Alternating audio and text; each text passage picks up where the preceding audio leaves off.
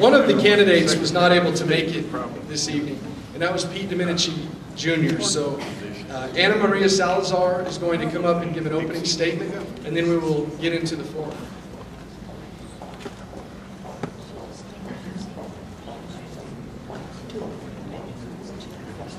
Good evening, everyone. My name is Ana Maria Salazar, and I'm here to represent Pete Domenici, that's running for governor. He regrets that he was not here tonight, but hopefully he'll make the next event. He was looking forward to meeting all of you, but unfortunately something came up. And I just want to thank the Republican Party for doing this event, and I want to wish you the best, and may God bless you. Thank you.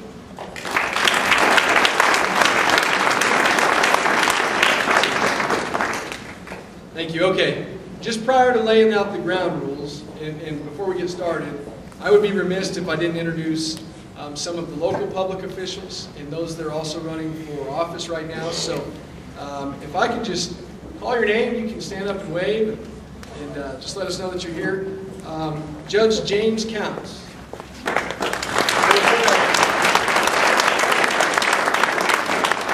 Representative Gloria Vaughn.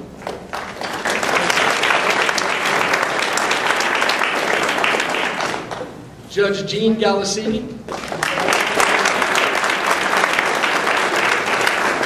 Judge David Rupp.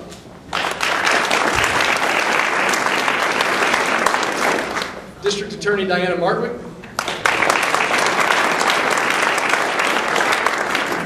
Your Mayor Ron Griggs is here tonight.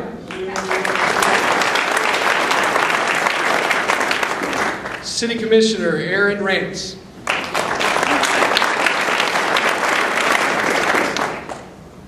County Commissioner Ronnie Reardon.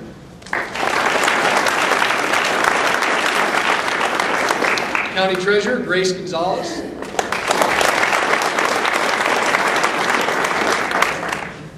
County Assessor Dale Paulke.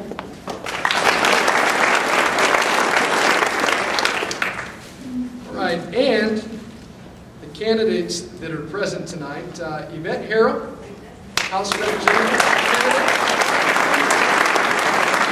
Bob Ford, PRC District 2 candidate.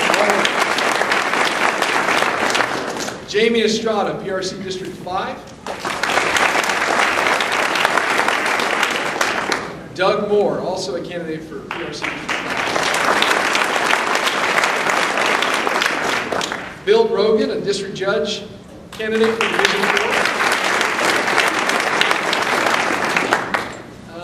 We introduced David Rupp already. He's a candidate and the city judge, I suppose. So, let's see, Scott Newton, Division 2 Magistrate Judge. Irene Maribel Counts.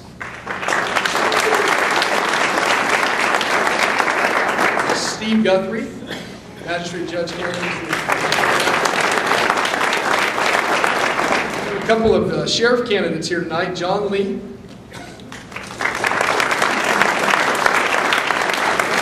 Frank Makovich.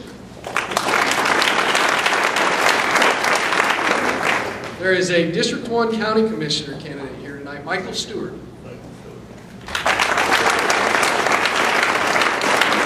District 2 candidate Susan Flores.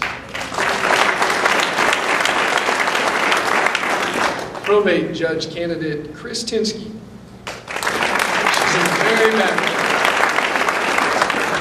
And another probate judge candidate, Harold Odell. Assessor candidate, Donald Yee. Donald is running a live streaming video at alamogordolive.net where you can actually watch this afterwards, critique the candidates, and not hear him sing. So, Assessor Ray Verunda.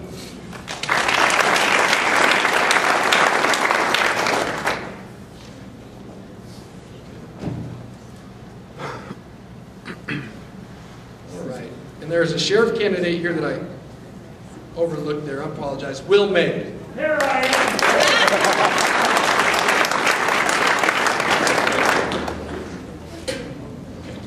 am. And Tommy Harrell. Is Tommy here?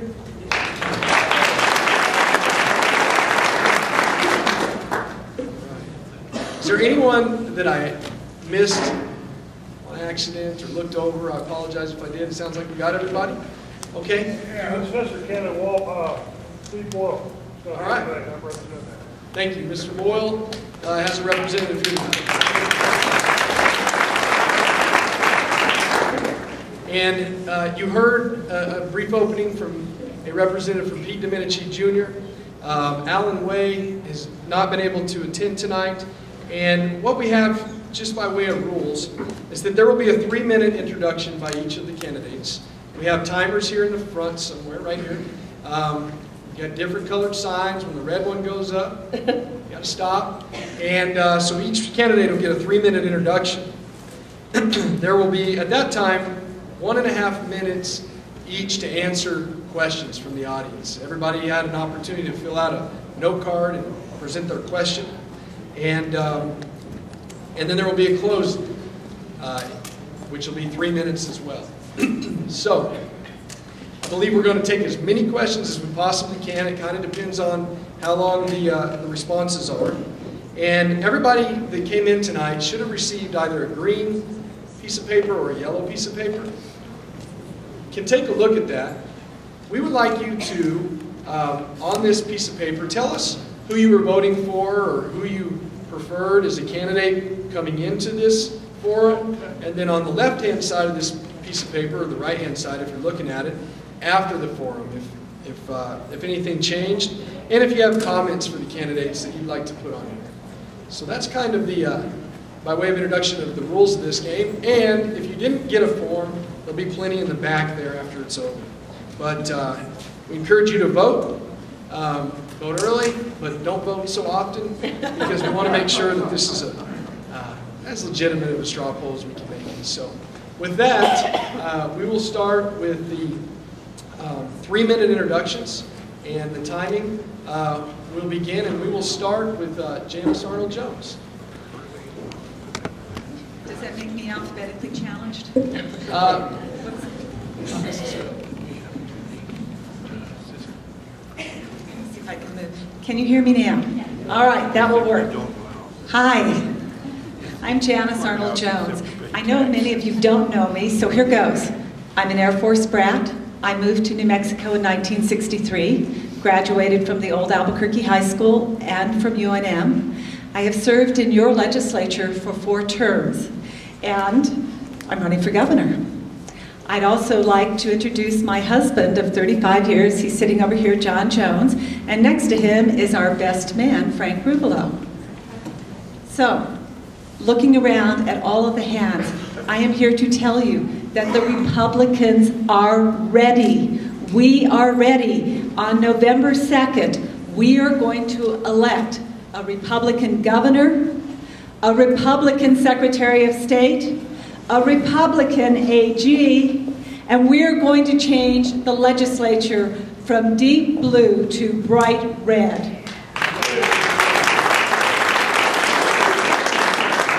I am Janice Arnold-Jones, and I want to be your governor. You know, I have stood at the legislature. I've stood against the Speaker of the House when he was abusing our rules, our laws, and our Constitution. I took a webcam, like this gentleman right here, to the legislature because I knew we would not end the abuse of our Constitution or end corruption until there was informed participation by the citizens of the state, and you came through, and I thank you. So, you know, Margaret Thatcher once upon a time said, a woman who runs a household is closer to running a governor than anybody else. Well, I'm telling you, I understand the problem, and here it is. We're broke. We are broke. And it is time for a little tough love. It is time to stop living beyond our means. We cannot leave our children with a legacy of choking debt. It is time to be very quick, is what it's time for. It is time to end things like sanctuary cities. It's time to for low taxes. It's time for reasonable regulation. It's time for a governor who could put that together. As your governor, I will help build a revitalized economy. Robust, focusing on small businesses where the order of the day is job creation, where we have lean government that provides a service, an educational system that you can be proud of, and we can take our state and make it the largest energy exporter of the entire nation. I ask for your vote. I ask for your support. I'm Janice Arnold-Jones, and I want to be your governor.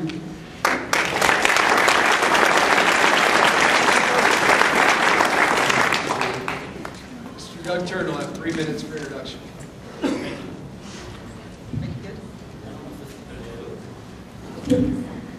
Goodbye. Hello? You can hear me? Yeah. Okay.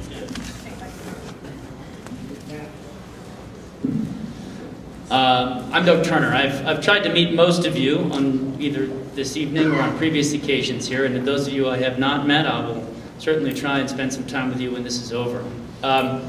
As I have said many times in the past, and these speeches tend to blur, you know, we probably give 100 of them a week, or it feels like that, and pretty soon we're all going to be giving each other speeches. I have never run for anything before. I have never worked for state government. I have done a little bit of political work. I ran a re-election campaign for Gary Johnson in 1998, but other than that, I am a small businessman. I have 2 young children, a 3-year-old and a 6-month-old, and I also have a wife, of course, who I met in middle school in Albuquerque, which is where I'm from. I got into this race really because I think that our state should be run like a business. We all pay taxes as if we're buying a service, and we ought to get the appropriate services from that state government, which we're not getting. And so I believe that we have to have people who get involved in politics not because they need the job or not because they want to run for something else at some point in the future, but because it is public service.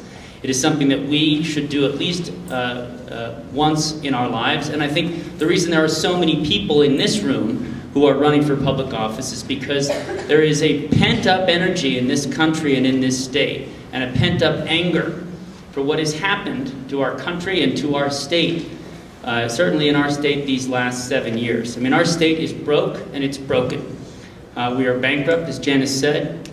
You know, we have 5,000 more political and classified state employees today than we had 5 years ago, and it costs us as much as $300 million a year.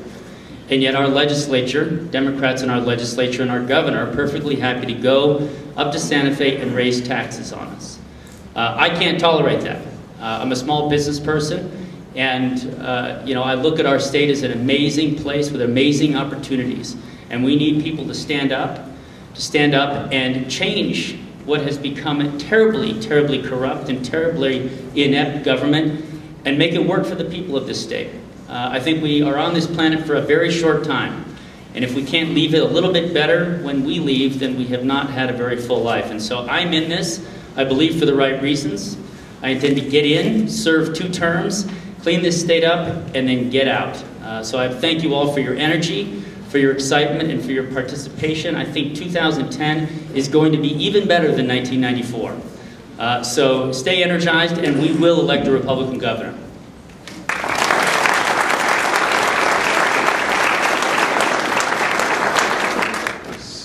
Thank you. Susana Martinez. I'm Susana Martinez, and I'm the district attorney from Doña Ana County.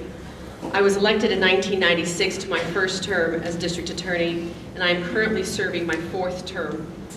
I am an elected official as a Republican, and have been as an elected official as a Republican in Doña Ana County since 1996, in a county where Republicans are outnumbered nearly 3 to 1, which is a tough challenge. There are only 2 of us Republicans in Doña Ana County, myself and the sheriff. So the introductions are short. Whenever we have our big meetings and Lincoln Day dinner, there are very few of us Republicans elected there. And that's what I bring to the table, is the ability to get the crossover vote, the ability to get elected in a county where Republicans rarely get elected. I also bring to you the strong ethical leadership that I have brought to Doña Ana County. Now, I am not going to take on state government as a prosecutor, and I know that. However, I'm not going to talk to you like a politician either. You have to be able to identify corruption. as an elected official, you have to be able to bring it to the forefront. You have to make sure that the proper officials have that corrupt person identified so that the Attorney General, hopefully Matt Chandler, knows exactly what to do with that kind of corruption. But if we sit back as elected officials and merely identify it and then later talk about it as elected officials, then we're not doing what we are supposed to do, which is bringing that to the forefront. Corruption is part of every aspect of our current governing. In the jobs that people get, when they get jobs, when there aren't even positions that are actually identified for that person to take. There are directors of museums that don't exist. It is part of the regulatory process. The corruption is part of the oil and gas industry, that the regulation that they're imposing upon the oil and gas industry, which cut back our revenues. Corruption is part of every aspect of our governing today, and we must choose a governor who is willing to confront the corruption, point it out and get it out of our system, make sure the proper authorities have it, and make sure that decisions are made based on evidence, based on facts, based on honest decision-making that is brought to the legislature, that is brought to the regulatory boards, so that we can become a prosperous state once again. Once that corruption is removed, we've got our state back. Once that corruption is removed, we can then make decisions that are best from the people on up, and not by the governor on down.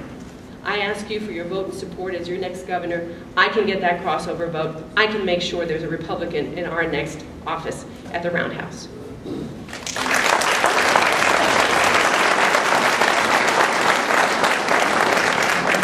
Okay, for the questions, just a reminder, you have 1.5 minutes to answer each question. And we'll start with you, Doug, and we will just go in that order until we're finished. First question. If you had to sign a balanced budget and it meant cutting social programs, would you do it to balance the budget? I think balancing a budget and making cuts in what we spend and cutting services is a false argument. I think you can balance a budget. I think you can reduce the size of state government, and I think you can do it without cutting services. You know, our government is so bloated right now, and the money we spend can still go to social services and other services. You look at what's happening in Albuquerque in public education. The city of Albuquerque public school system is not even cutting senior administrative salaries. And what are they cutting? They're cutting teachers in the classroom. I think our priorities are totally messed up in Santa Fe, and I think we can continue to provide high quality services in a much more efficient way. All right, Susanna? It is a constitutional requirement that we balance our budget, and we have to continue to remember how we got where we are today. We are in a deficit because of the overspending. Not only the $500 million that the previous governor left us, but beyond that into the $600, $700, $800 million deficit that we're at now. Now, there's a budget that's been proposed and signed. Ladies and gentlemen, we need to cut back those positions that have been created ever since the governor became the governor and Diane Dennis became the lieutenant governor. That's where we have to start. We must make sure the services that we're providing are the services that are necessary. We cannot provide jobs just for political appointments and political jobs just to make sure people continue to donate or elect certain officials. If you do the job right, you cut back on the spending, you bring back the revenue that we have cut by cutting our oil and gas and our dairies and over-regulating the businesses and the construction sites, etc. We've got to return the revenue at the same time that we shrink the size of government. We cannot have a big government and a big economy. You have one or the other, and then the other one will take the money out of your pockets to make sure we have that large government. We cannot tolerate that any further. We must cut back on those political positions. That's the first thing we have to do. Thank you. Janice Arnold-Jones. The simple answer, two simple answers. The first one is yes. The second one, elect Republicans. You know, and I say that because I have been on the floor. And one of the things you may not recognize is the current administration has actually, by directive, said that the revenue of our state and our budget are not linked in any way. I don't know about y'all, but I find that revenue and budget are intrinsically linked. And so we are working on a $5.374 billion budget, and I can only find $4.7 billion in revenue. There is something terribly wrong. You got to get your mind right. Please elect some Republicans. So, with that in mind, we are going to have to set some priorities. The situation is worse than you think. I actually believe we will be back in special session by August.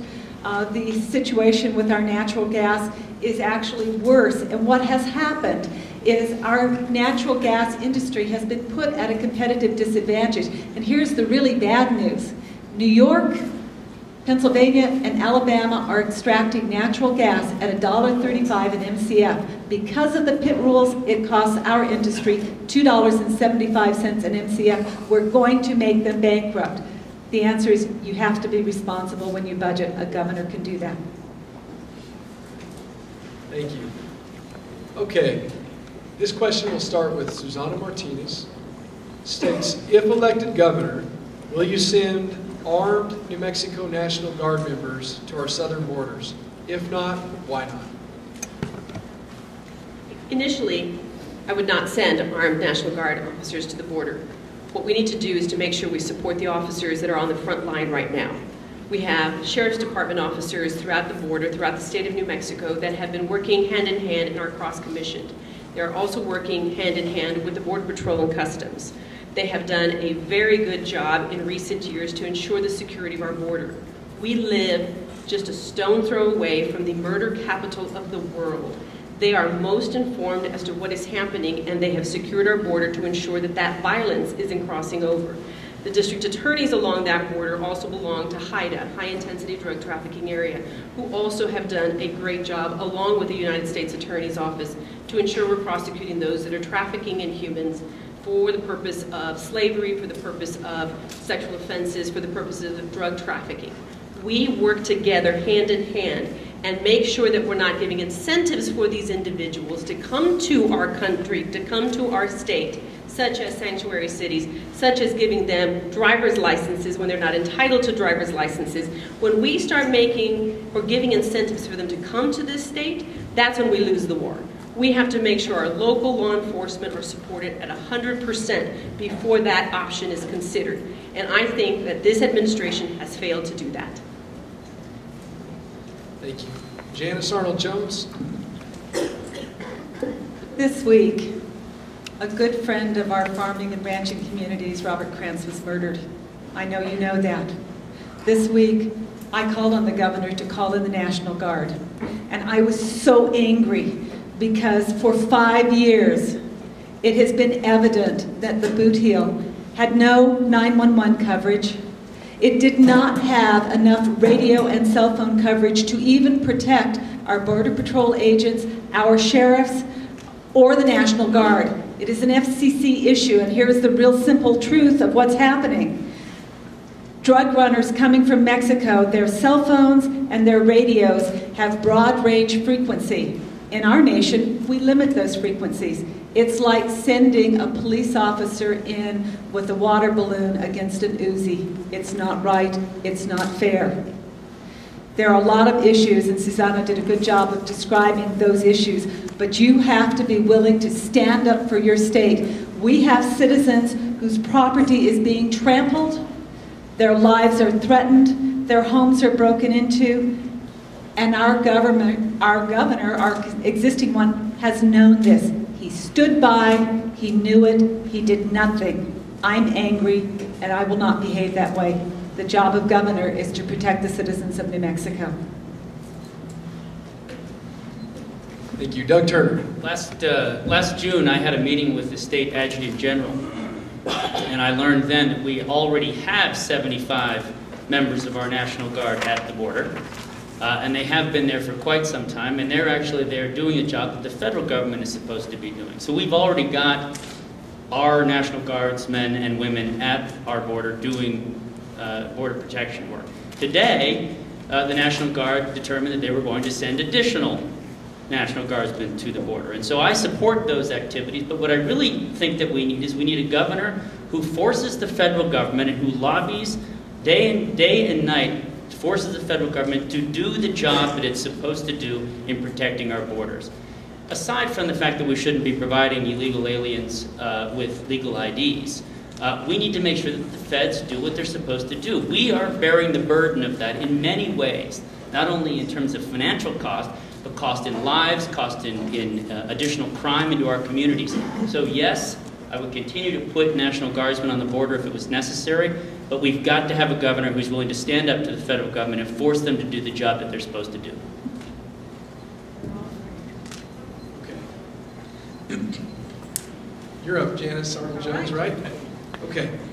If you were elected governor, what actions, if any, would you be willing to support against the federal government declaring private land a national monument, such as is contemplated with the Otero Mesa here in Alamogordo? You know, I'm a mom. Moms say no. And we say no for good reasons, because it's not good for your children, it is not good for the state. As your governor, I intend to say no. No to wilderness areas that will bring our border all the way to I-10. No to the Otero monuments. No to the energy corridors that will take your land. No to the wildlife corridors that will also take your land. You know, at some point, your governor has to stand up for the state of New Mexico. And you know what? I'm going to lay money on the table today that any one of us could stand here and tell them no, and it'll still take 18 months for the federal government to get here, but you got to be willing to take the consequences. I'm willing to do that. And the answer is no. Thank you, ma'am. Doug Turner. I agree with Janice, but I think that the question speaks to a larger issue that we face, and that is federal encroachment, increasing federal encroachment on our lives. If we look at what has happened with the health care bill, if we look at what is the failure of the federal government to manage our border, if we look at continued unfunded mandates that we are forced to comply with, we have the federal government slowly taking more and more and more, and it's terrible. When that health care bill passed, I was so depressed at what had happened, not only for the increased federal mandates, but for the increased federal governance and control over our lives. And so I think this year, if we elect more and more Republican governors around this country, we could all go to Washington together. We did this in 1994 when there were 34 Republican governors elected. We went and we told Bill Clinton that we wanted more control over our rights as states, and we got it. And we have been losing it ever since. So this election year, we need to elect more Republican governors, go to Washington, and protect our rights as states. I firmly believe in states' rights. And if we don't stand up for ourselves, no one is going to do it for us. I absolutely support action against there being an identification of the Otero Mesa as a national monument. Our current administration invited the federal government here to declare it a national monument. Again, the current administration includes Diane Dennish, and it does not include us. That we need to make sure that those kinds of decisions are made by the people, and they're not being made by the people. There is an administration right now that thinks that they can identify for the environmentalists a national monument, that they can identify whether a certain whether wells are drilled in certain places or not, whether our economy grows. We are killing our state, and it is an unfortunate consequence that we find ourselves in the deficit that we are in. Wilderness area, I do not support at all. The discussions that are being discussed right now is to identifying a wilderness area down southern part of our state where vehicles cannot go into, where you cannot fly over, you cannot walk into. We are a border state. We must make sure our borders are safe and secure. To identify a wilderness area down by the southern part of the state is insanity. We must make sure to protect the state's rights. Private land must remain private in the state of New Mexico, and we must honor the 10th Amendment. We must take care of ourselves.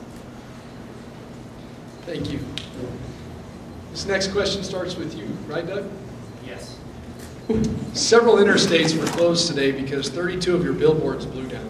What do you plan to do to clean those up? Just kidding. Just kidding. I knew that was coming. We planned that earlier. Just joking. That's the reason the Allenway Express couldn't show up today.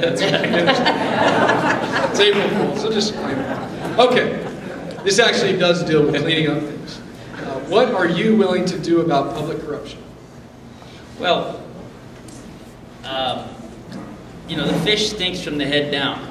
You know, and in all organizations, the buck has to stop somewhere, and yet we've had an administration, number one, and the governor, who, you know, when he is accused of things, he says, "What? I wasn't in that meeting. I had no idea."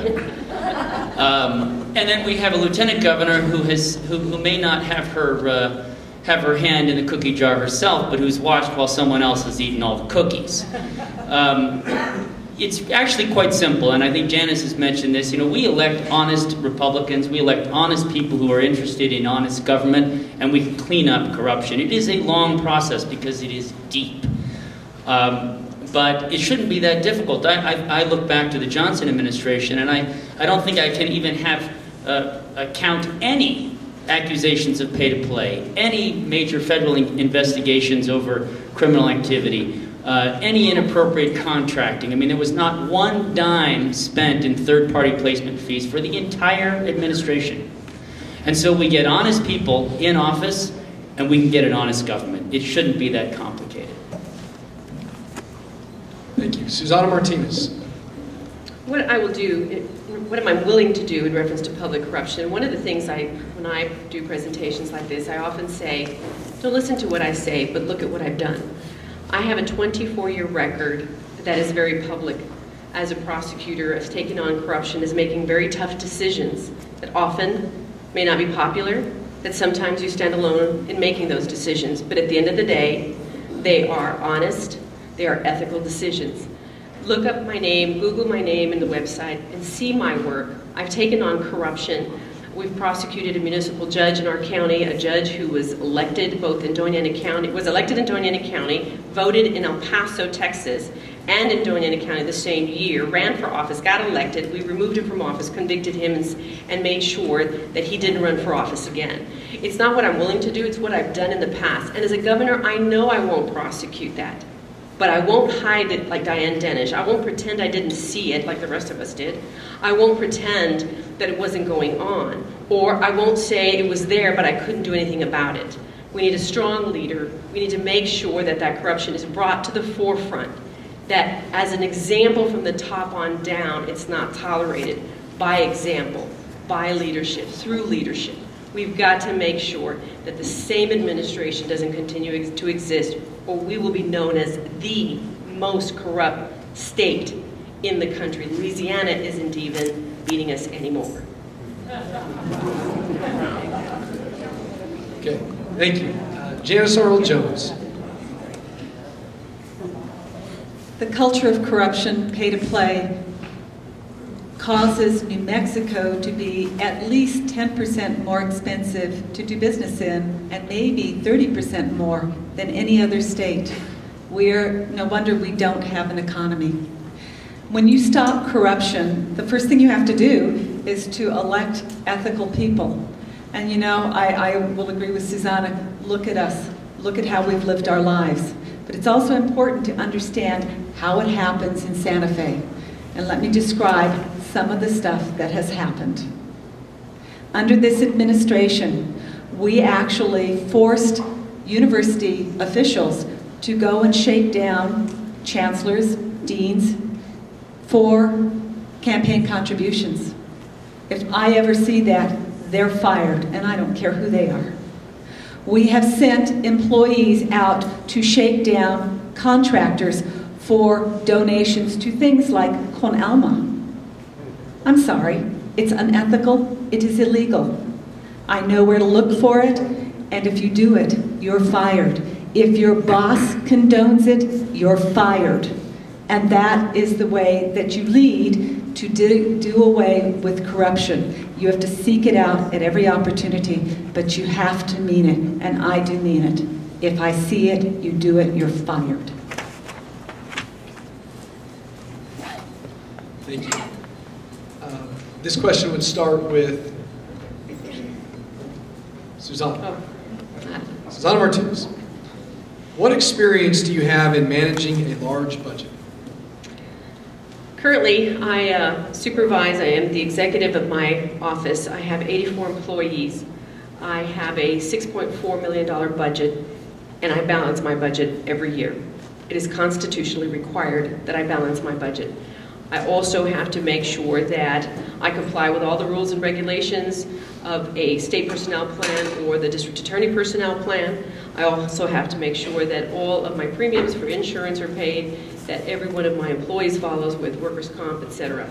I manage an office with a fiduciary duty with taxpayer money. So I am well aware of the fact that I handle tax dollars every day, and I make the best of those decisions I need to make when I spend those tax dollars to make sure that I prosecute and have the best teams available to them to make sure our county is safe. I work very hard in recruiting good people with those dollars so that we have a good team that is put together to present and give the best service possible that you elected me to do, and I can carry that over to the state as well as your next governor. Janice Arnold-Jones.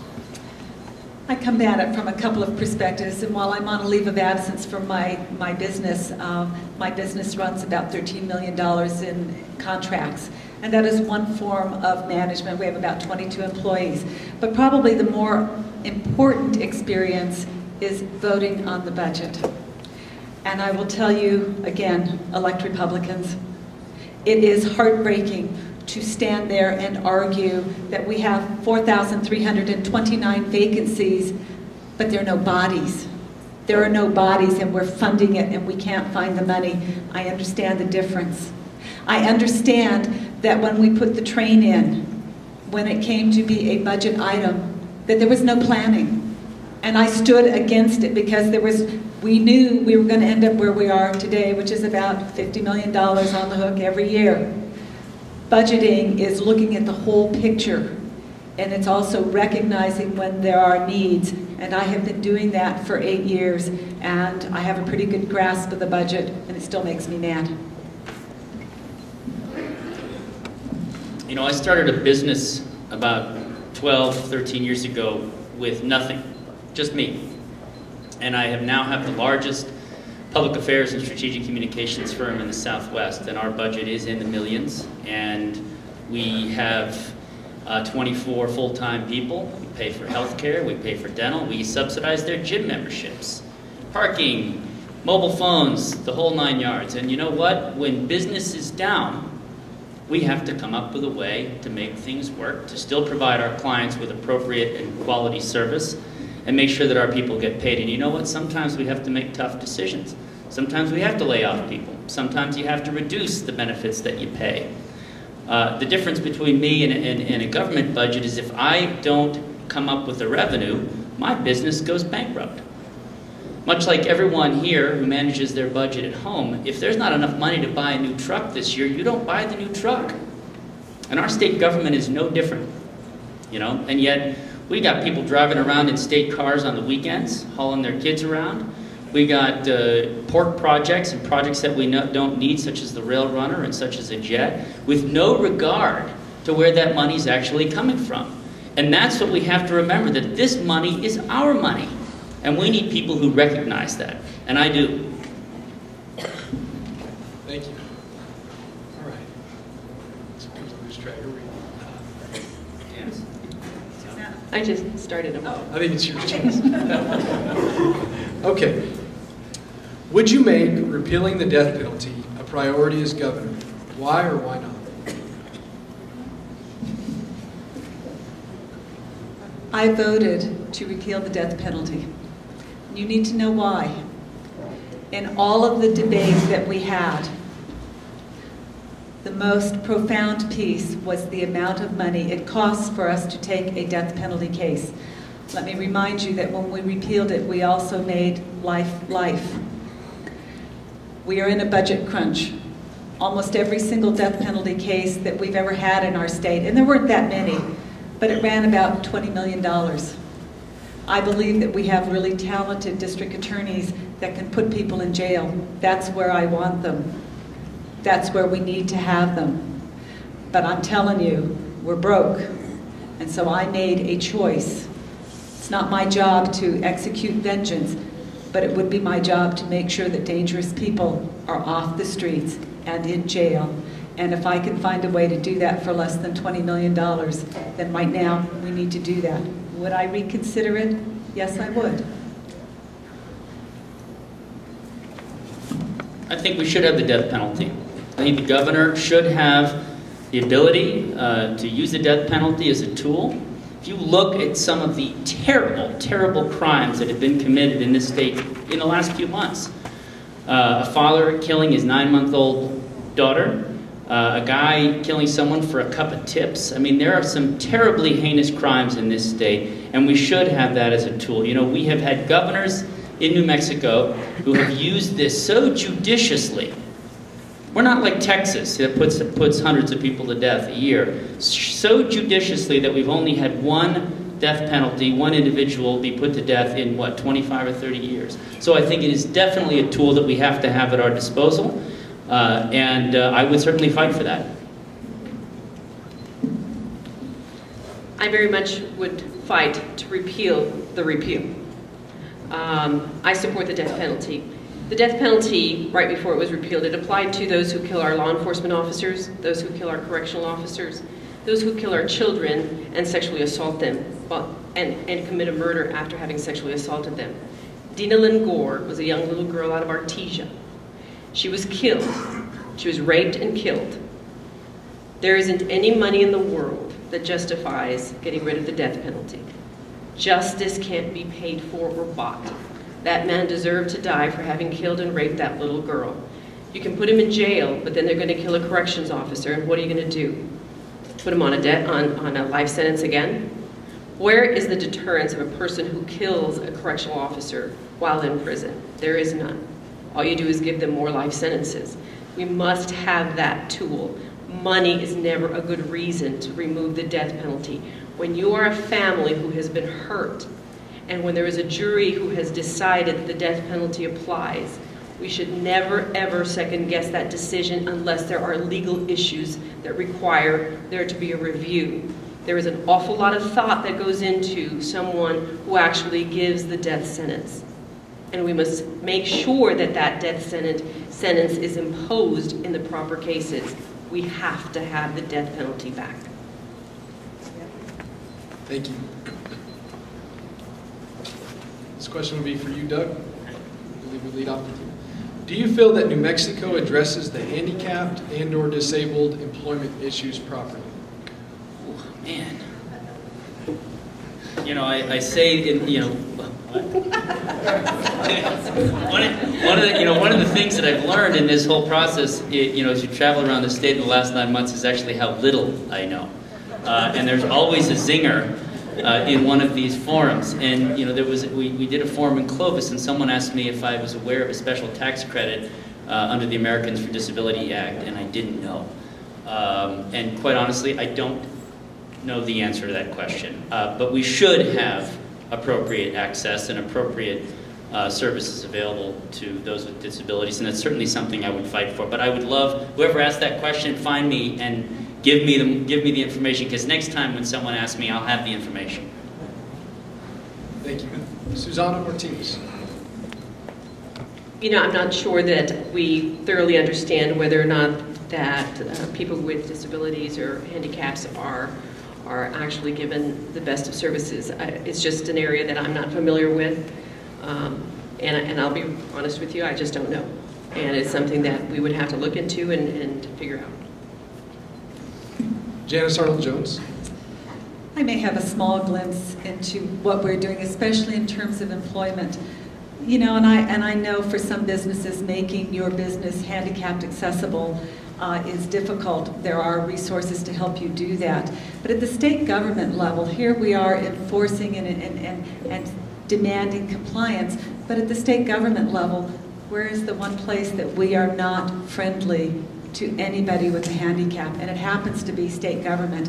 And when I think about the variety of handicaps that are out there, it is hard to even think which one is the worst. Mobility is a huge issue. Those who are deaf very few opportunities to help you. We do a better job in our criminal justice system. But for individuals who happen to be blind, there are many other tools that would allow you to work in state government, and we don't look at those things. But I do want to go back to the last question and just leave you with another question. When we had the death penalty, did we prevent any of the cases that my colleagues talked about? Did it stop anybody? Okay, thank you. All right. This question, it starts in cursive, and then it goes to all caps, and it has exclamation points. So somebody's fired up. Okay, and I'll try and read it as such.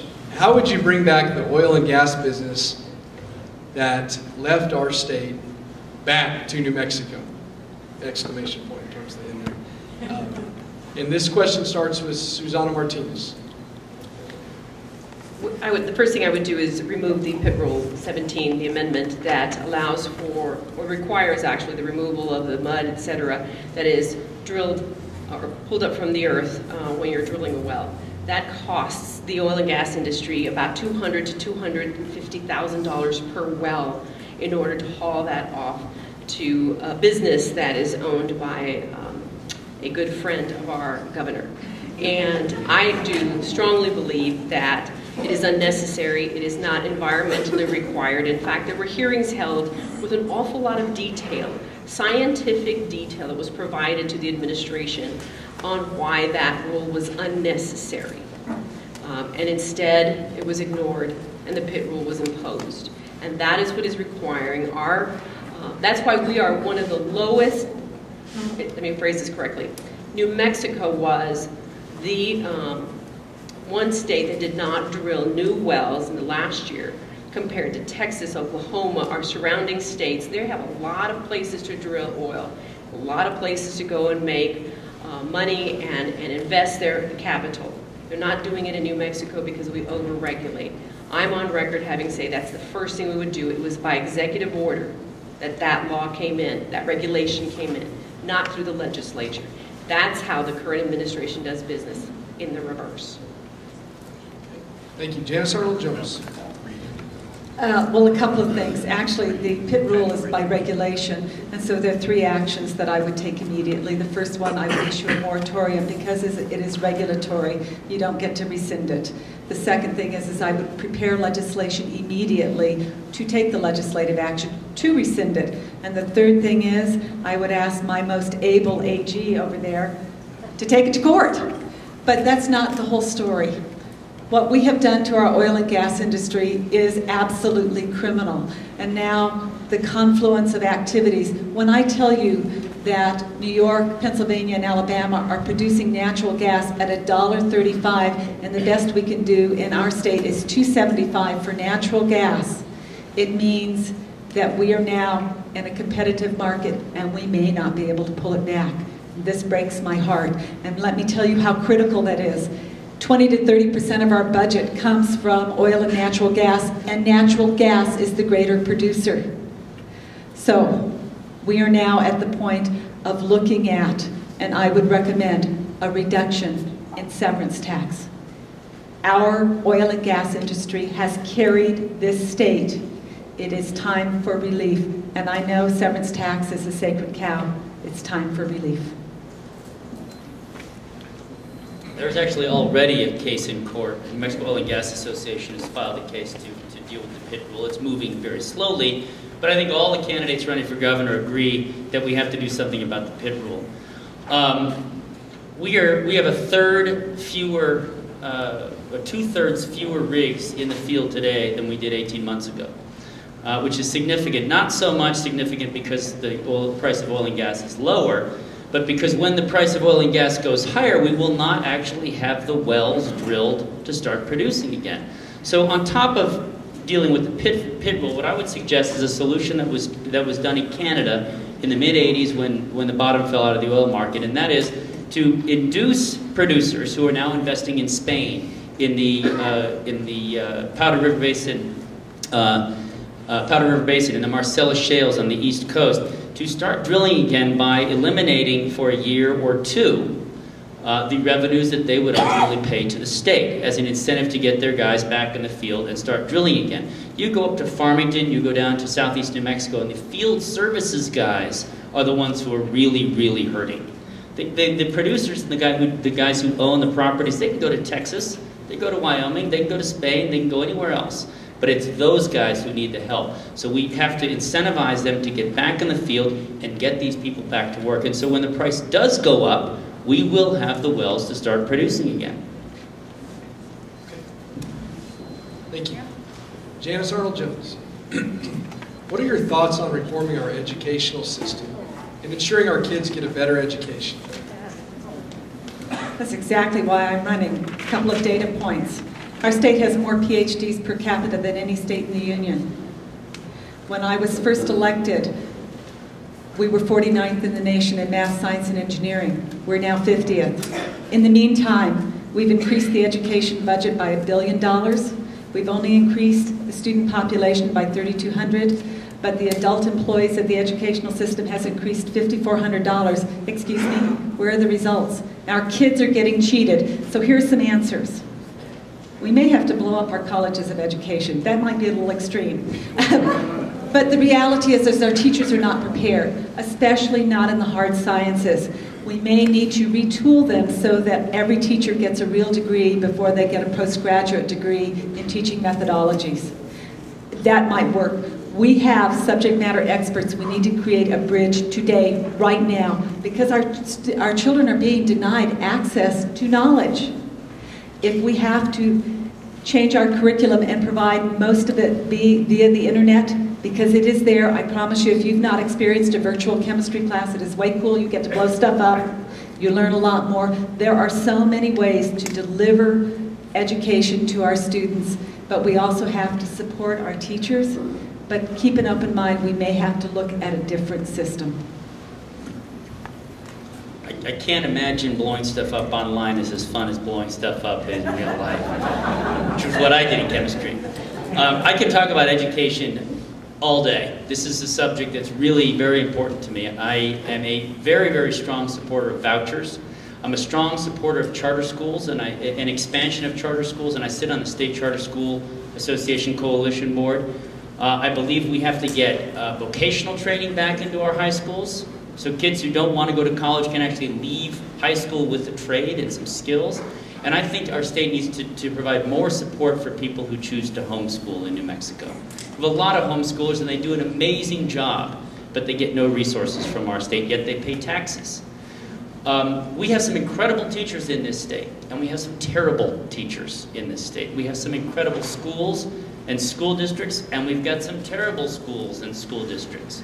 And we need to change our system that allows us to reward the best in our system and get rid of the people who have no business being in a classroom with children.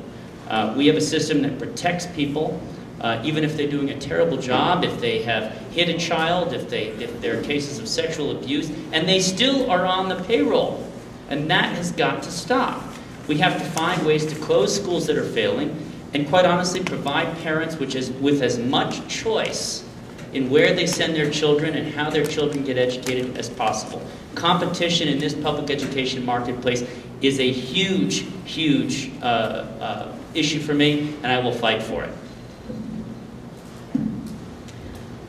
I don't think you're going to hear very many differences in reference to all the candidates in the Republican Party who are running for governor.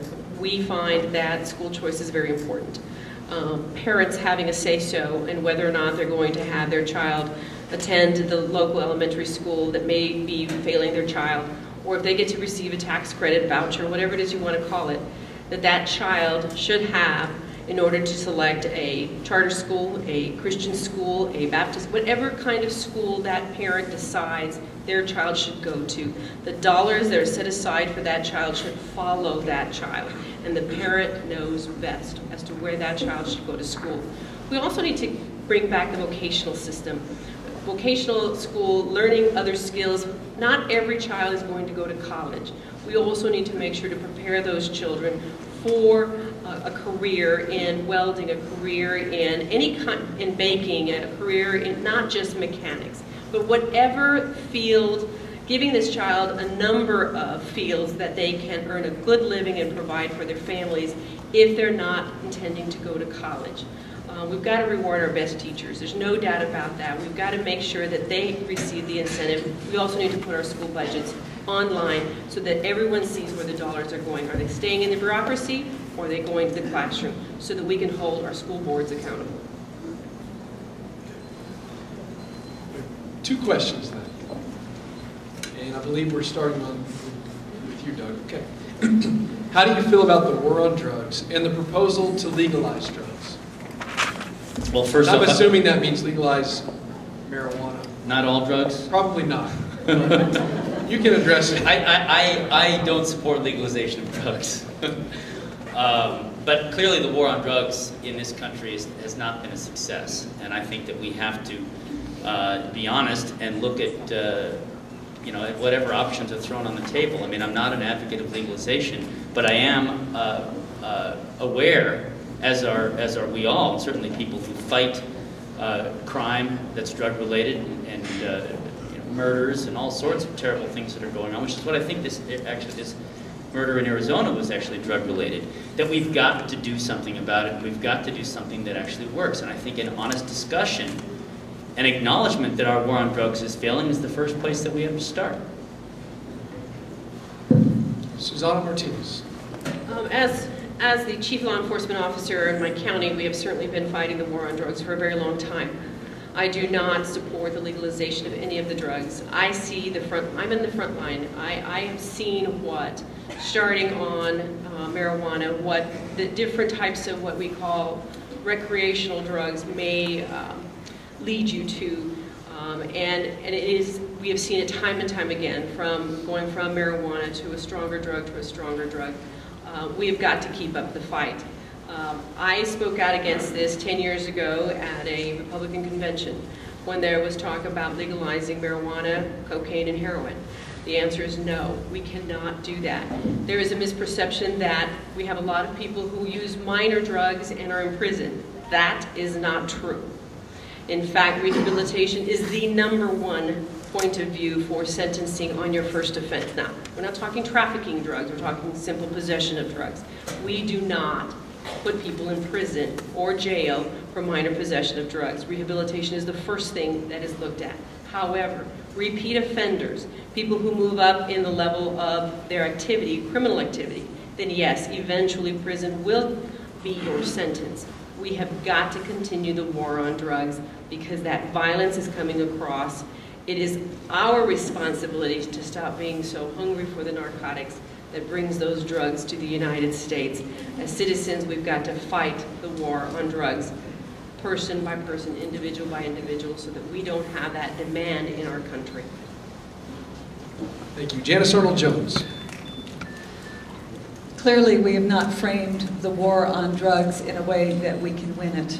You know, as a legislator, you do get to do some professional development, and I was privileged to sit with the AG of Chihuahua, who looked at me and literally had his finger in my chest, and he says, so what are you going to do to stop the use of drugs in your country, because you're killing my country, you have the money to buy the drugs, and we're going to send it to you, and they're killing my people.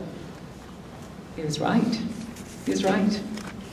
And so what do we do? Well, since I've served in the legislature, we did pass the medical marijuana law, and I'm really troubled because, you know, I understand pain, I do.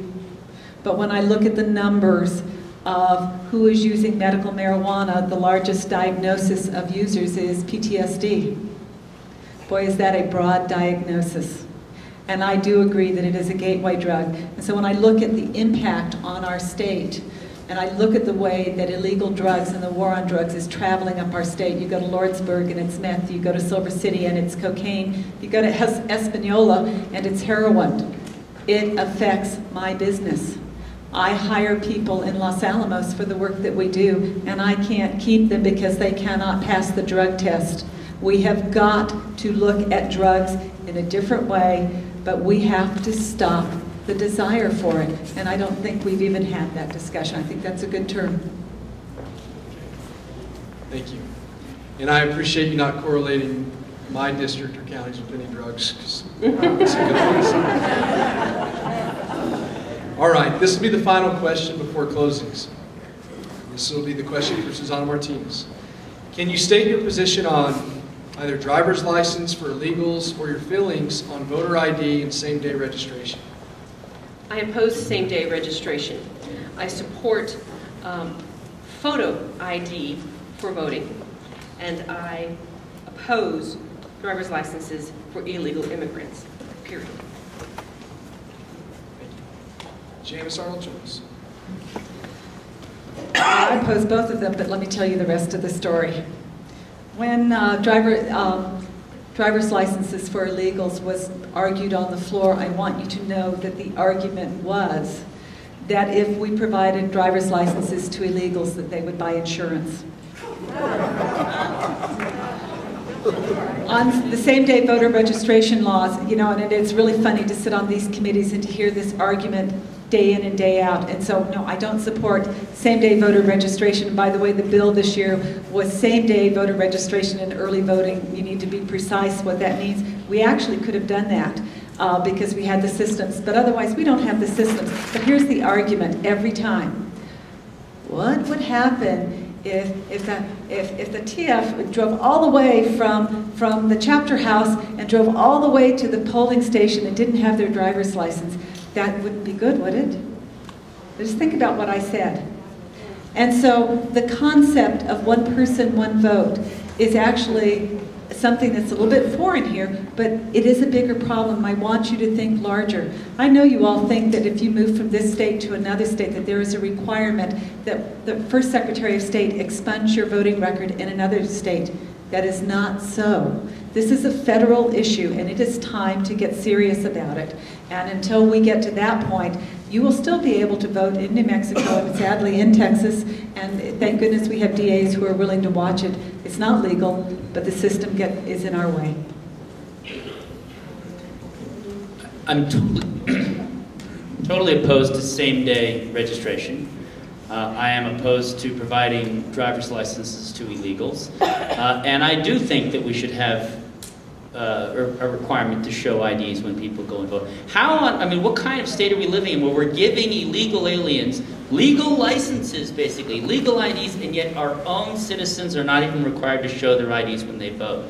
I mean, we have a campaign dog that got a credit card, a real one. I mean, how crazy is that? I mean, we have to stop this practice. You know, the other practice that we have to stop is this whole sanctuary concept that we have in New Mexico. And if you have an ID, our state police officers are not even required to ask if they are legal in this state or not, or in this country. You know, a couple years ago, I chased a guy down who broke into my car on the street. I chased him down 2 blocks, tackled him in the road, and held him down until the police showed up. And he was a Mexican guy, didn't speak any English. And the cops showed up and they said, "What do you want to do with him?" After calling me crazy. And I said, "I want to prosecute." They said, "What's the point? The city's going to turn him over to the INS. They're going to ship him back to Mexico, and he'll be back in your neighborhood next week." That practice has to stop. Okay. Each one of you will have 3 minutes to present a closing statement. And we'll start with you, Janice. I think our timers are back to their 3-minute cards. Okay. All right. Go ahead, Janice. I want to be your governor. I'm ready. I know how it works. I know the questions to ask. Sadly, I know who fibs. And you know, it took a little bit of time to recognize how that happened. It was really a stark revelation to me that serving as a legislator, that a cabinet secretary would lie to a legislative committee. Well, you know, you've got 2 ways to deal with that. One, there will be no secretaries in my administration that will lie to a legislative committee. If we're not dealing with the truth, we cannot possibly serve this state. As your governor, I understand how some of that works, and it'll take us a little bit of time to change it, but I know that we can. I am so excited to be your governor right now because we're broke. What an opportunity. I know that sounds crazy, but you know, when things are worst, we're at our best. We're broke. This is the time to turn our state, to set some priorities. It's time to say, we're not going to do everything for you. In fact, it's better if we don't. We're going to do those things that are important. and we're going to have a community discussion, and we will meet those obligations, and we will do it well. And we will have a state government that actually provides a service, and that when you are engaged in your state government, that service will be pleasant. And when you go to get your driver's license, it will only take you 30 minutes and not a half a day. We can do these things. And when you file your taxes, instead of taking 3 days or a week, it will be simple, because you know what? We can make those choices.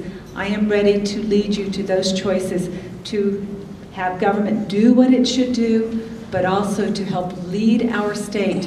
And I will reiterate, we should be the largest energy exporter in the nation. In order to do that, you must have an ethical government.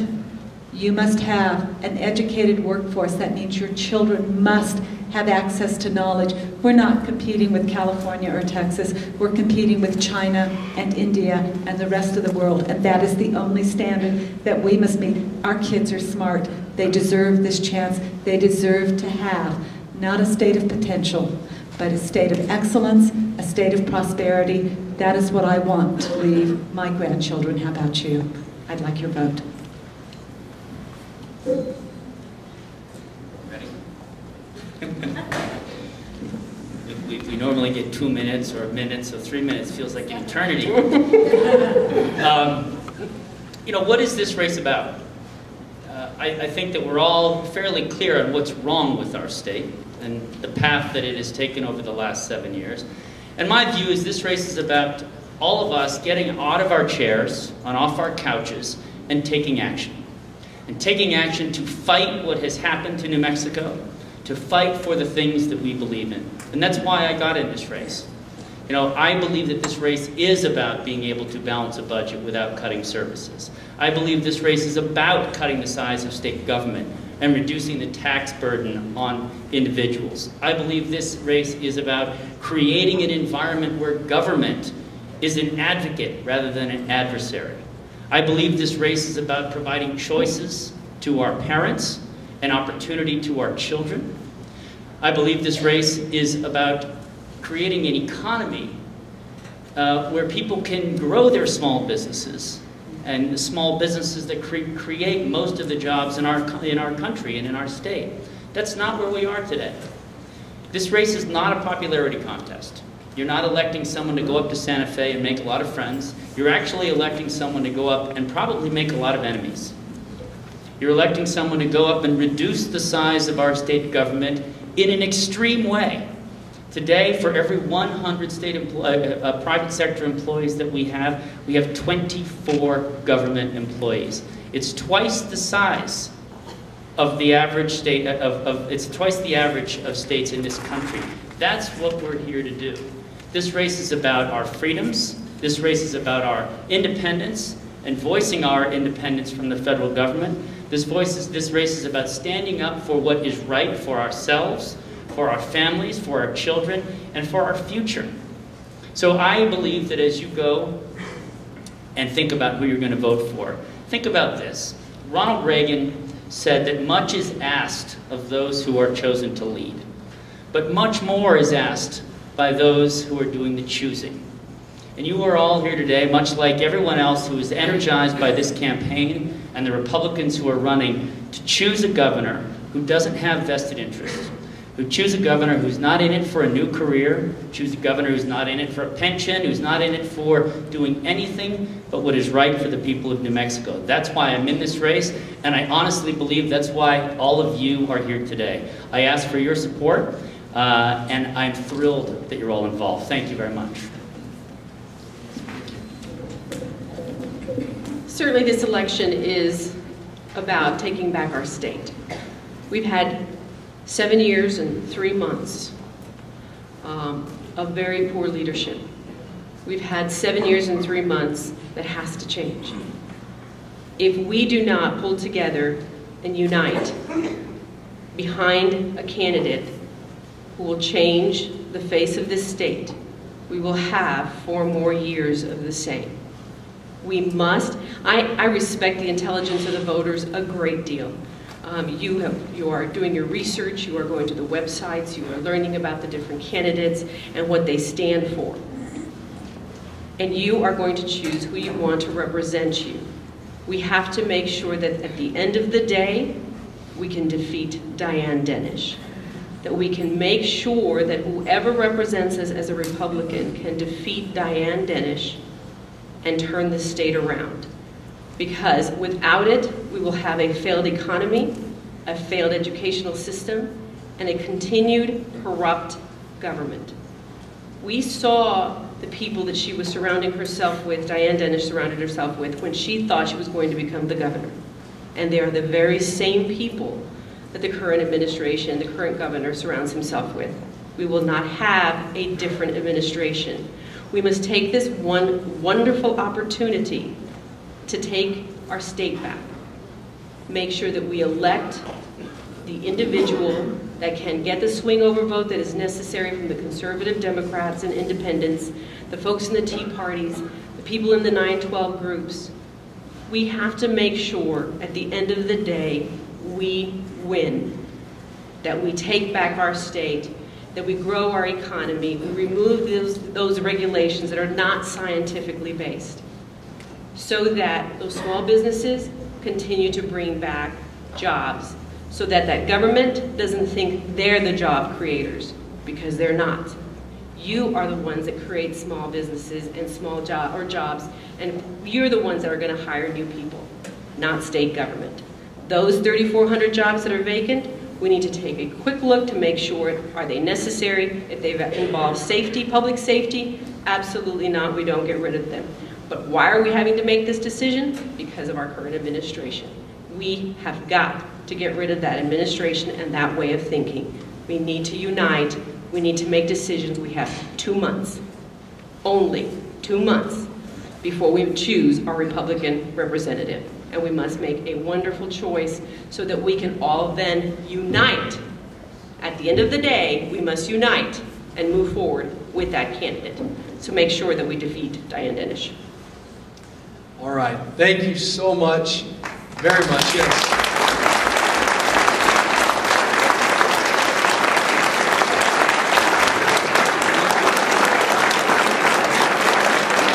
I want to, yes. Boy, don't we have a bunch of great candidates. Every one of them is a great candidate. Every one of them. That's right. I want to just tell them one thing real quick and thank them. The sacrifice that it takes from their life, their family, their friends, their jobs. They're doing a fantastic job. They're the first ones to wake up and start studying the issues. They're the last ones to go to bed. I just ask that you keep all the candidates in your prayers as they're traveling this big, great state of New Mexico. But as equally as important, I want to thank you for coming in here, taking away from your family and your busy schedules and sitting in these chairs and saying that these issues are important to you. And every one of us in this state of New Mexico is depending on your vote on June 1st and November 2nd.